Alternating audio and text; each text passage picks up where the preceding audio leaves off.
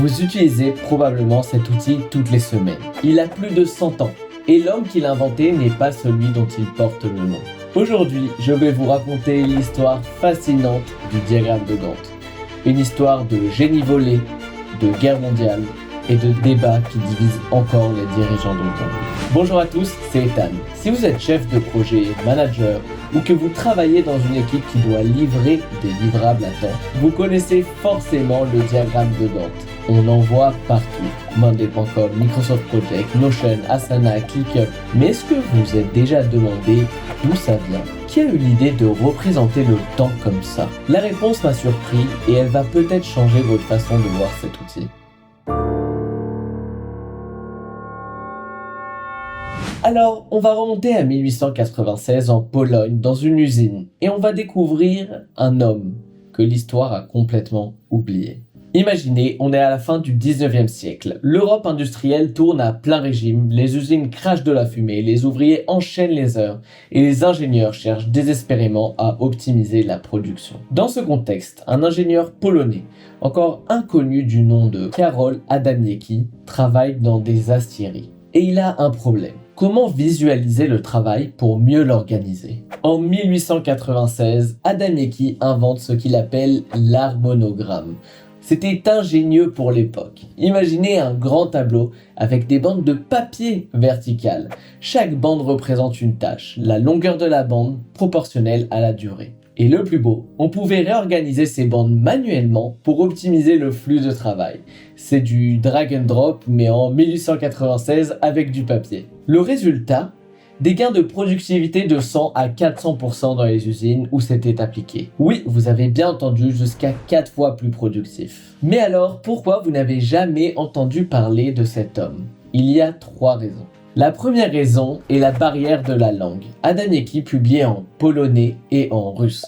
À l'époque, si vous ne publiez pas en anglais, en français ou en allemand, vous n'existiez pas pour le monde scientifique occidental. La deuxième raison, le contexte géopolitique. La Pologne était partagée entre plusieurs empires. Pas d'état stable, pas de rayonnement à l'international. La troisième raison, le timing. Il ne décrit formellement son système qu'en 1931. Bien trop tard, car entre-temps, un Américain avait déjà pris toute la lumière. Et cet Américain, c'est celui dont vous connaissez le nom. Henry Lawrence Gantt, né en 1861 dans le Maryland. C'est lui qui vers 1910-1915 popularise le diagramme qui porte aujourd'hui son nom. Mais réduire Gantt à l'inventeur du diagramme, ce serait passer à côté de l'essentiel, car l'homme était bien plus intéressant que l'outil. Gantt a grandi dans une famille de propriétaires terriens du Sud, une famille ruinée par la guerre de sécession. Cette expérience, voir sa famille perdre tout du jour au lendemain, voir les inégalités de près, ça l'a marqué.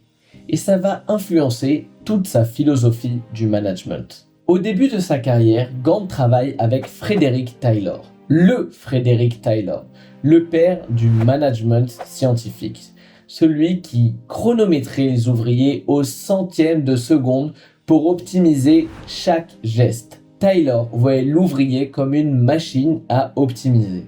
Gantt, il va prendre une direction complètement différente. Pour Gantt, l'humain n'est pas un rouage. L'humain a besoin de motivation, de reconnaissance et de sécurité. Gantt invente ce qu'il appelle en anglais le Task and Bonus System, le système de tâches et bonus.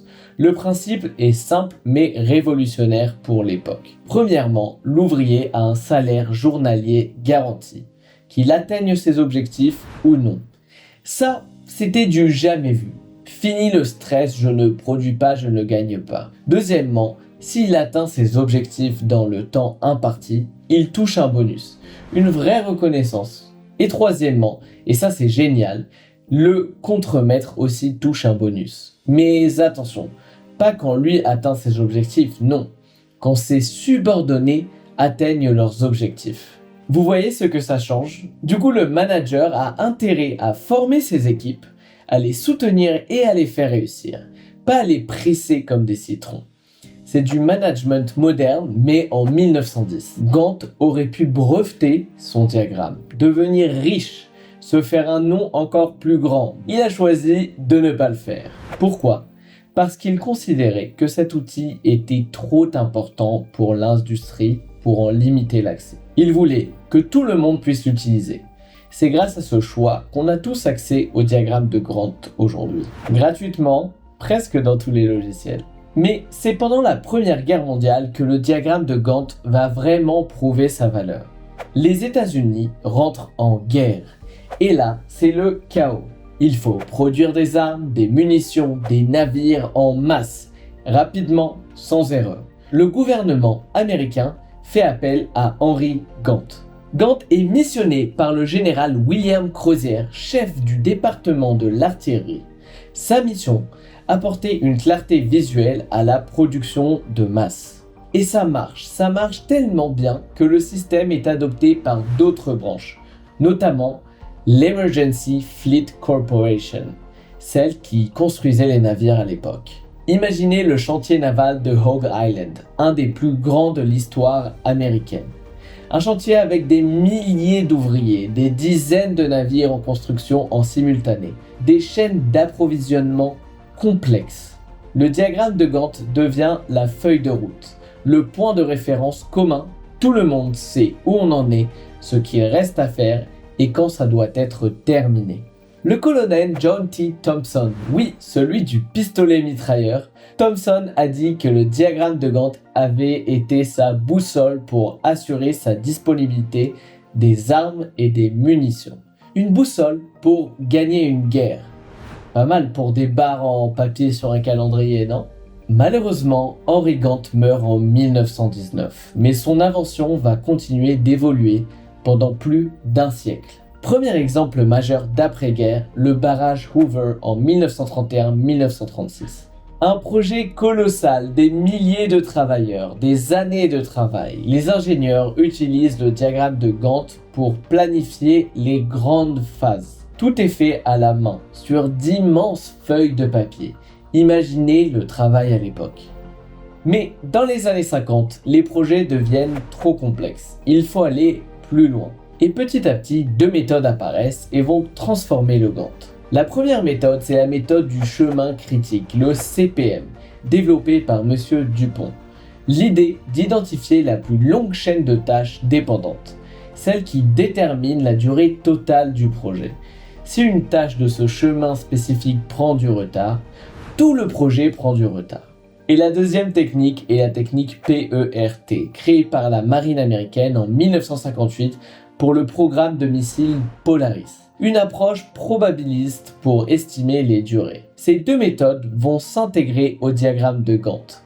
Les tâches critiques sont mises en rouge, les dépendances sont représentées par des flèches.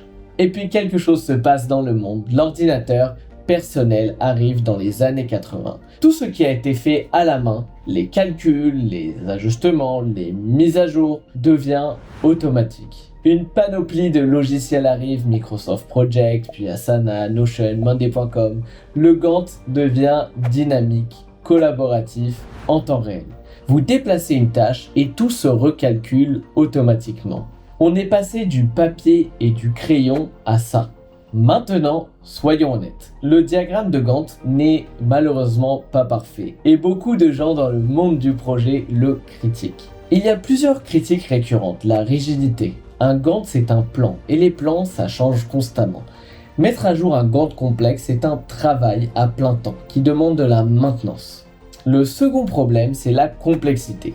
Sur un gros projet avec des centaines de tâches, le diagramme devient malheureusement illisible, un plat de spaghettis connectés l'un à l'autre. Et le troisième problème, comme dans beaucoup d'outils, c'est l'illusion de contrôle. Un beau Gantt ne garantit pas que le projet va bien se passer, c'est juste un beau dessin. Et de nos jours, ces critiques ont favorisé l'émergence de méthodologies agiles, Scrum, Kanban, des approches qui privilégient la flexibilité, l'adaptation continue, les cycles courts, et d'ailleurs, petite parenthèse intéressante, le Kanban développé par Toyota dans les années 50 coexiste avec Gantt depuis des décennies.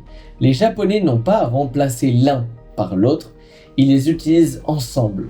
Le Gantt pour la vision stratégique, le Kanban pour l'exécution quotidienne. Et c'est là qu'on arrive à ce que je pense être la bonne réponse. Le diagramme de Gantt n'est pas obsolète, mais il ne doit pas être utilisé seul. Pour la communication avec les stakeholders, la direction, les clients, les partenaires, Le Gantt est toujours imbattable.